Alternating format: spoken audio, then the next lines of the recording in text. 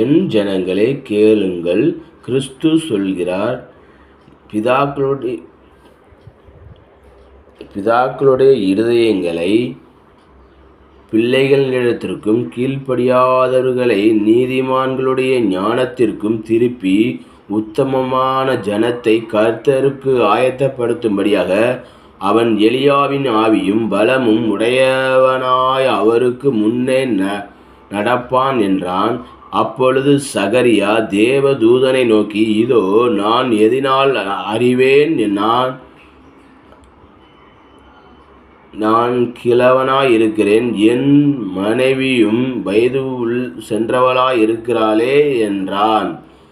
தேவதூதன் அவனுக்கு பிரதி உத்தரமாக, நான் தேவ சந்நிதானத்தில் நிற்கிற கபிரியேல் என்பவன், உன்னுடனே பேசவும் உனக்கு இந்த நற்செய்தியை அறிவிக்கவும் அனுப்பப்பட்டு வந்தேன். இதோ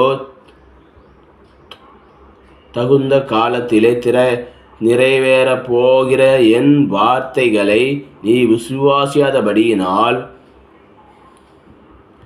இவைகள் சம்பவிக்கும் நாள் மற்றும் நீ பேசக்கூடாமல் ஊமையாய் இருப்பாய் என்றான். ஜனங்கள் சகரியாவுக்கு